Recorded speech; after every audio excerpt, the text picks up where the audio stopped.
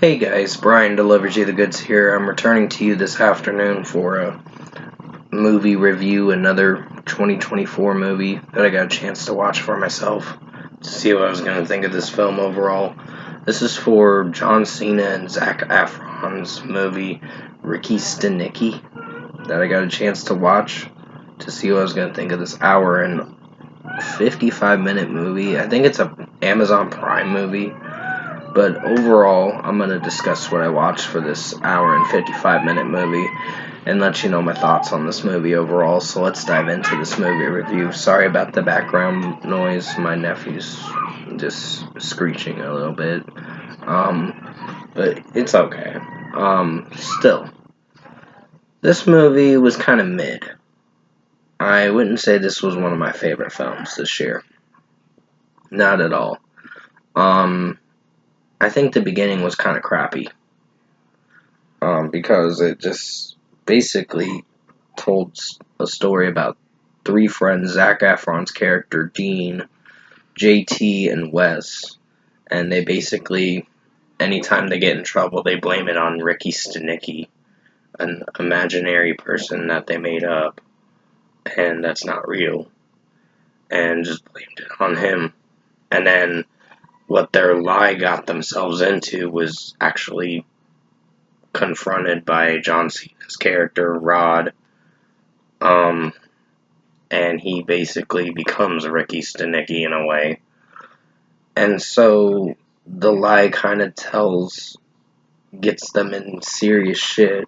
They go to Atlantic City to meet Rod, actually, and just party there too. So they finally do meet Rod, and then what happens is these three friends, Dean, JT, and Wes. Wes was kind of done with the lies, so he basically wanted to come out and tell the truth eventually. And Dean didn't want that, and they had to make up another lie to cover another lie. And lying doesn't get you everywhere all the time. I mean, in some cases, maybe, but it's minimal.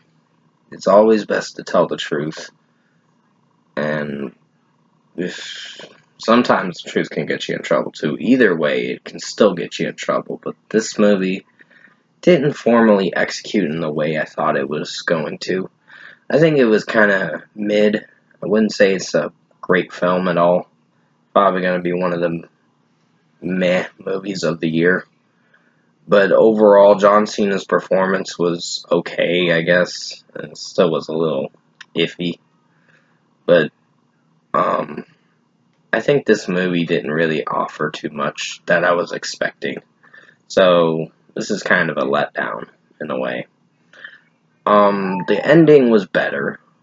At least the ending had something going for it, and they kind of were coming out and saying the Ricky Stanicky thing was all a lie and all that, so at least they opened up and admitted that it was all made up and Ricky Stanicky was never real. So basically this movie was kind of mid to disappointing. So if I were to give this movie its deserved score, I'd have to give it like a 5.5 out of 10. It's kind of disappointing.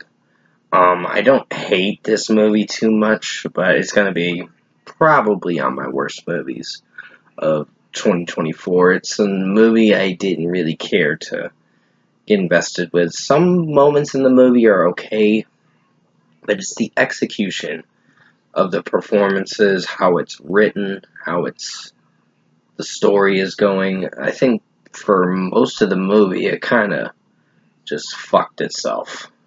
But overall, it just didn't appeal to me too much. At least it wasn't as bad as Spaceman, but still, this movie was kind of hit or miss, and in a disappointing way, unfortunately. So 5.5 out of 10 for Ricky Stanicky. I mean, there were some comedy moments through this movie, but it just wasn't the best film I've seen this year at all. So it's a disappointment, but at least the ending was fairly okay to end it off with the movie. But there are some good actors in the movie, like William H. Macy, but pretty much this movie didn't offer too much that I thought it was going to. For the hour and 55 minutes, it kind of was dragging out and not in a good way. So, with that being said, 5.5 out of 10 for Ricky Stanicky. Thank you for watching this 2024 movie review this afternoon.